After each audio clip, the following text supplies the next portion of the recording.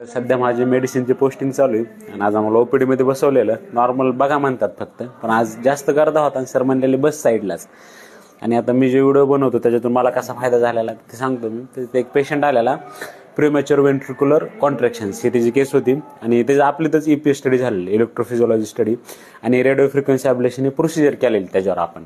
आणि तो आलता फॉलोअपसाठी. तर थोडं लेडीज होती, ते बऱ्याच वेळ बसलेली साईडला आणि गर्दी असल्यामुळं तिचं काही घेणं होत नव्हतं समजा. आणि मी सरला जस्ट सांगितलं की सर हे आपलीतच होते म्हणलं, प्रीमॅच्युअर व्हेंट्रिक्युलर कॉन्ट्रॅक्शन्स होत होते म्हणलो, आपण त्याची इलेक्ट्रोफिजिओलॉजी स्टडी केली, रेडिओ फ्रिक्वेन्सी ॲब्लेशन केलं म्हणलं. आता नंतर काय करायचं म्हणलो, फॉलोअपला आली, ECG करायला लावत का म्हणलो. सर म्हणले हां ECGच करायचं आहे. आणि ते बरोबर म्हणजे ECG म्हणजे काही अबनॉर्मॅलिटी नसली तर प्रोसिजर बरोबर झाली. तर सर म्हणलं तुला कसं माहिती समजा हे. तर मागं वॉर्डमध्ये गेलो होतो मी, सेम केस बघितलेली, दुसरी पण बघितलेली व्हेंट्रिक्युलर फिब्रिलेशन, त्यात पण सेम प्रोसिजर केलेली. आणि ते तेव्हाच माझ्या लक्षात नाही, त्याच्यावर व्हिडिओ पण बनवलेला. आणि त्याच्यामुळे मला कॉन्फिडन्स होता की आपण जे बोलायला ते माहिती आहे मला समजा. असं तर आपण बोलू शकत नाही प्रोफेसर किंवा रेसिडेंटसमोर काही पण. आणि दुसरी एक केस होती समजा, लेडीज आलेली, म्हणलीच ती बाटली दाखवली आणि त्या बाटलीवर कार्बिमॅझोल लिहिलेलं होतं. लगेच लक्षात आलं की हायपरथायरॉइडिझमची केस आहे.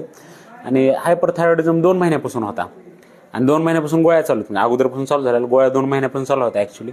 आणि फरक काय पडत नव्हता. मला तिथून आम्ही त्यांना म्हणलो की जातो मी थायरॉइडला जा, थायरॉइड हॉस्पिटल दाखवा म्हणून.